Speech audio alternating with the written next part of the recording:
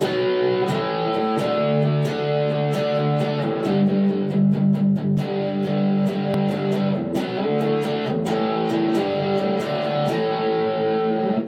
à tous, alors bienvenue au mini tuto consacré aux accords de puissance. Voilà, alors qu'est-ce que c'est un accord de puissance? Un accord de puissance, alors dans la théorie musicale, c'est un accord de quinte. Alors on dit des fois un accord de septième, de neuvième, et là c'est pas un accord de cinquième, on dit pas cinquième, on dit quinte. En fait, la première note d'une gamme, c'est la tonique, la fondamentale, c'est celle qui donne le ton, c'est celle qui donne le nom à l'accord. Par exemple, si je fais un accord de mi majeur, la première corde que je joue, c'est mi. C'est pour ça qu'on appelle ça mi majeur. Ça fait partie des accords de la famille du mi. Il peut y avoir mi mineur, mi septième, etc. Et là, les accords de puissance, c'est des accords où il n'y a que la fondamentale et la quinte. Alors, la première note, on a dit, c'est la tonique, la fondamentale. La deuxième, c'est la seconde. La troisième, la tierce. La quatrième, la quarte. La cinquième qui nous intéresse, on appelle ça la quinte. Après, la sixième, c'est la sixième. La septième, et la huitième, on appelle ça l'octave, voilà, au féminin. Après, il y a la neuvième, la dixième, onzième, voilà. Donc, nous, les accords de quinte, donc c'est un accord hyper puissant. Pourquoi on dit c'est un accord de puissance? En fait, en anglais, on appelle ça power chord. C'est quelque chose de nouveau, en fait. C'est venu avec la musique moderne, c'est-à-dire le blues. Voilà. Il faut savoir que toute la musique moderne, elle vient du blues. Et un peu d'autres choses aussi, mais complètement de ça.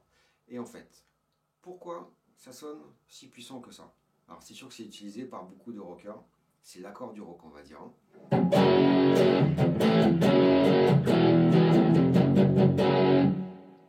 Si on met de la disto, forcément là, c'est un côté un peu puissant. En fait, physiquement, quand on joue un son, si on avait un instrument là, scientifique, une super oreille, on entendrait qu'il y a d'abord d'autres sons qui se développent derrière. En fait, il y a d'abord la tonique qu'on joue, et après, il va y avoir encore la même note 2 octaves plus haut, ou une octave. En fait, c'est la même note. Et la première note différente de la tonique, qui va apparaître sur notre appareil de mesure, ça va être la quinte. Alors, la quinte d'une gamme, par exemple, si je prends la gamme de Do, Do, Ré, Mi, Fa, Sol. Je commence par Do, Do c'est 1. Donc, la quinte de Do, ça va être Sol. Si, par exemple, je prends mon accord de Mi, Mi, Fa, Sol, La, Si, la quinte de Mi, c'est Si. Je fais dans ma tête Do, Ré, Mi, Fa, Sol, La, Si. Un autre exemple.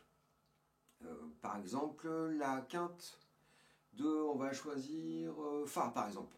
Alors, Do, Ré, Mi, Fa, Fa. Do, Ré, Mi, Fa, Sol, La, Si, Do.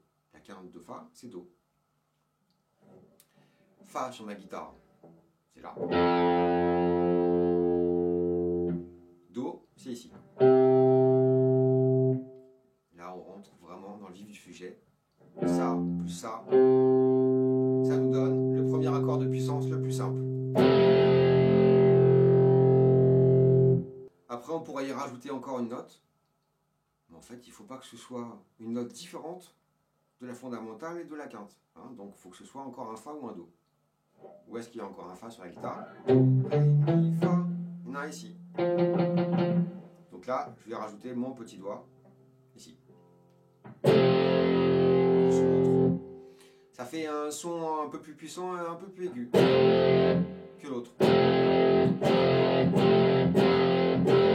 On n'entend pas trop de différence, ça dépend quel son on met aussi. Alors par exemple, là, je vais changer de son. Et là, je vais mettre un son clair. Je vais jouer le fameux Seven Nation Army.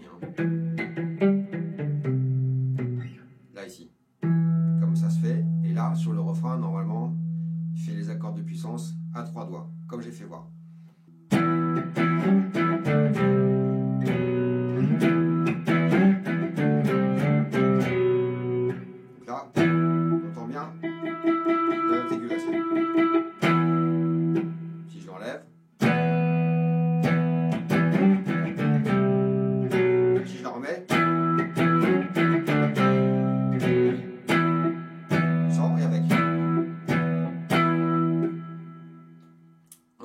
différence avec le son clair.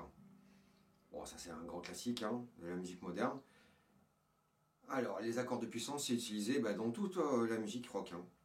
Même, on pourrait dire, dans la variété un peu. Mais en fait, c'est un accord qui sonne tout le temps bien. Parce que c'est pas majeur, pas mineur. Il n'y a pas d'embrouille.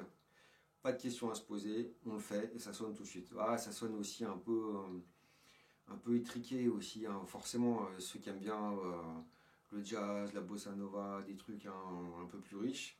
Mais c'est un accord sans enrichissement. Donc dans le rock, le metal, le punk rock, le blues. Alors après le blues, il y a eu le rock'n'roll. Voilà, le rock'n'roll. Le rock'n'roll, c'est les accords de puissance avec les cordes à vide.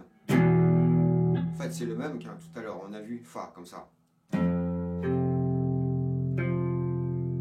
Cette position-là, en fait, c'est toujours la même qu'on utilise. C'est ça qui est facile et qui est super.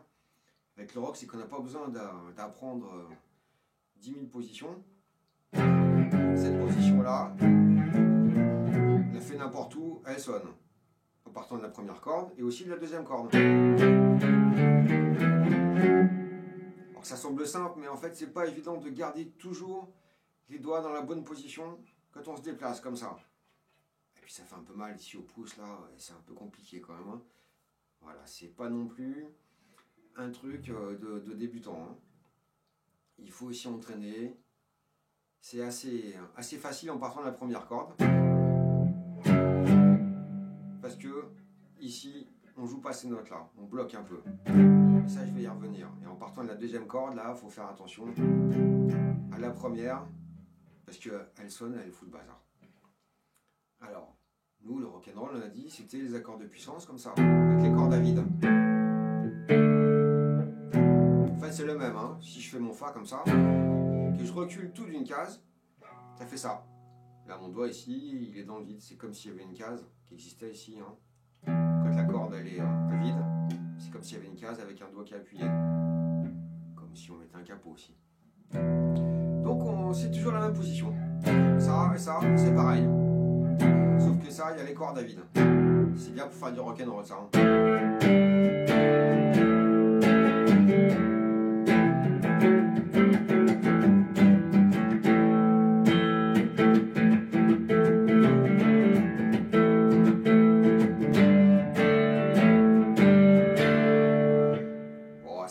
On sait qu'ils utilisent beaucoup cette recette-là. Par exemple, TNT.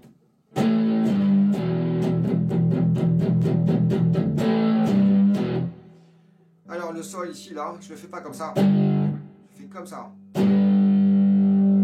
C'est un accord de puissance un peu spécial que finalement, je fais le sol comme ça. Et là, ici, je bloque la deuxième corde avec mon doigt. La pulpe de mon doigt. Quand on apprend à jouer de la guitare, on apprend qu'il faut mettre ses doigts bien comme ça sur les cordes pour pas gêner celle d'en dessous. Et là, en fait, il faut faire tout l'inverse. C'est la technique de guitare électrique. C'est un peu plus dur. Il faut bloquer plein de cordes en même temps que d'appuyer, que faire un bon son. C'est un peu plus dur quand même. Là, ce son-là, le sol, après en dessous, c'est bloqué. Et après, le Ré. Sol, La, Si, Do, Ré, la tonique et la quinte. J'ai mon accord de puissance. Après, si je continue l'accord à vide du sol, donc Sol, Ré, Sol. Et après, si je mets encore ce doigt-là, c'est un Ré. Do, Ré, voilà.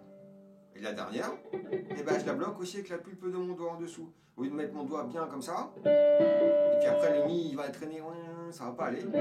Là je vais le bloquer. Là je peux jouer toutes les cordes. Je peux gratter comme un malade, je vais avoir que les notes de l'accord de puissance. On va apprendre comme exemple Won't Get Full Again des Who.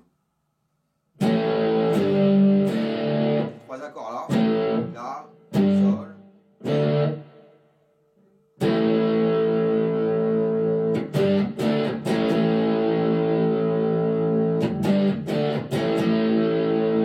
Voilà, j'utilise donc le La, l'accord de puissance comme ça. En fait, je fais un petit barré avec l'index, qui est donc forcément sur cette note-là. troisième corde, deuxième case, qui a un mi. Do, ré, mi. La, si, do, ré, mi. L'accord de puissance du la, c'est un la et un mi. La. Et après, cette note-là, si mon doigt, je l'appuie encore un petit peu plus, comme ça. Do, ré, mi, fa, sol, la. J'ai que des la et des mi. Et les deux dernières cordes, elles ne sonnent pas parce que mon index, là, il touche un peu les cordes en bas, mais sans appuyer complètement. Sinon, on a tout en dessous qui sonne. Et avec la saturation, c'est pire que tout. Mon pouce en haut, je peux toucher un peu la première corde pour l'étouffer, pour pas qu'elle sonne.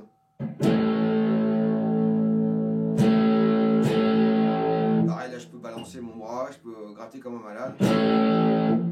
J'ai que les notes que je veux qui sonnent, c'est-à-dire la, mi et la. Soit je le pince pas, soit je pince un peu. Même principe que tout à l'heure, hein, quand tu mettais un doigt là, et peut-être le petit doigt. Ou pas.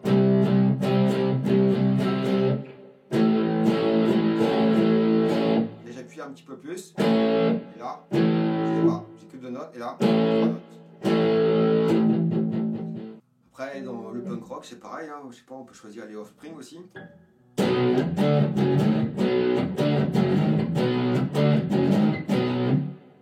peut jouer là aussi.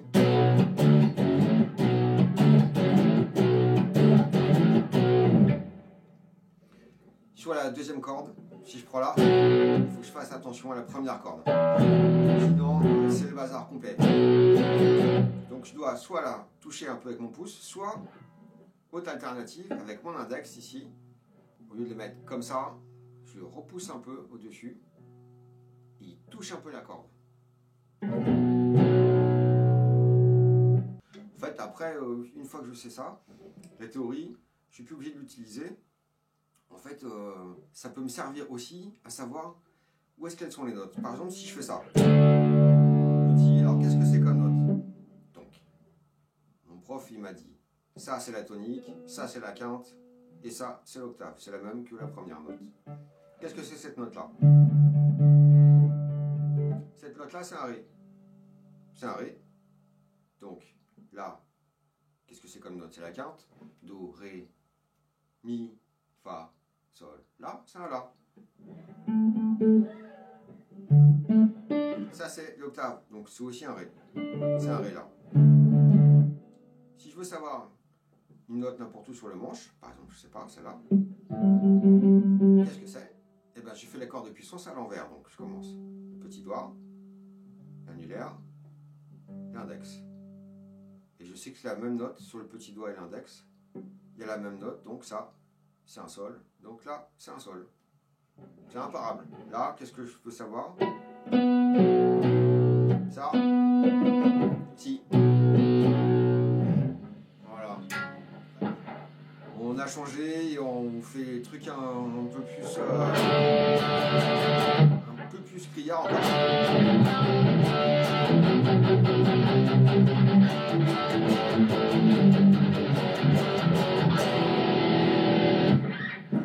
Là, c'est l'occasion de voir un nouvel accord de puissance où on rajoute une quinte, mais on rajoute une quinte dans la basse. Par exemple, si je fais l'accord du ré de puissance et que je rajoute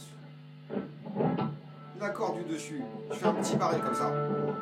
En plus, voilà, avec mon index, je barre un peu la première corde.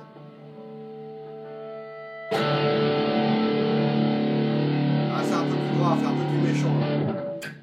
On ressent un peu plus le son. Hein. Par rapport à celui-là.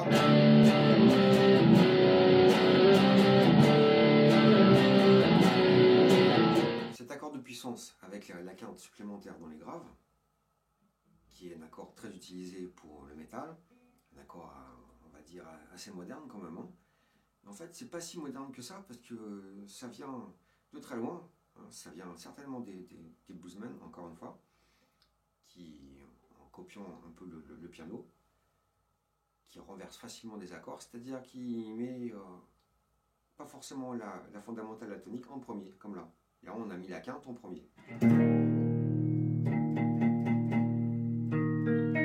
Normalement, l'accord de puissance, ici, c'est ça. Je suis en mi bémol, 6e case. Et là, je vais mettre une note de plus, si bémol. Donc au piano, c'est facile de renverser les accords, parce qu'avec deux mains, on fait plein de choses. Avec la guitare, eh ben, on va mettre une corde de plus au-dessus de l'accord de puissance. Par exemple, ce morceau de Jimi Hendrix, The Wind Cries Mary, il n'est pas joué en disto. Eh ben, il utilise ses accords de métal.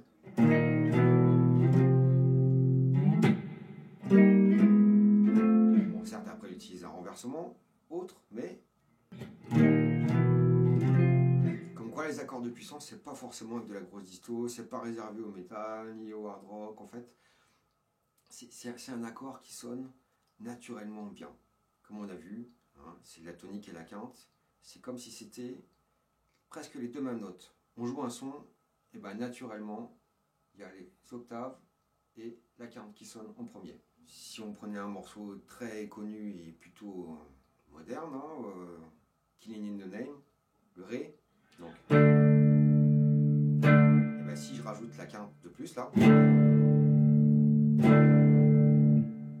on l'entend un peu. Hein. Forcément, c'est avec la disto, donc ce sera encore un peu plus méchant. Allez, on met la disto. On n'hésite pas.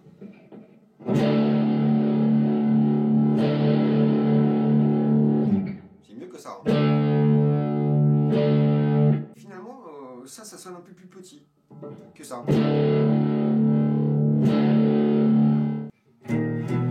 Cet accord-là, de puissance avec la quinte au-dessus, c'est un peu comme du drop D. Hein. Si je mets en drop D, voilà, là je fais le Ré, pareil. Avec la première note là, qui est un Ré maintenant, et là, Do, Ré, Mi, Fa, Sol, La, ben ça nous fait encore un accord de puissance. Plus le Ré d'après, ben ça nous fait exactement la même position que quand on faisait comme ça. Ré, La, Ré. Très utilisé, remis au goût du jour, je dirais, dans les années 90 par tous les groupes de grunge qui, en fait, ont remis toutes les bonnes recettes du rock des années 70, du métal des années 80 et du punk. Ils ont fait, on va dire, un super style qui regroupait tout ça. Dans les années 70, il y a beaucoup de groupes qui jouaient en drop D, en fait, hein. Des groupes de folk. En fait, cet accord de puissance, il n'est pas réservé au métal, comme on l'a vu. Hein.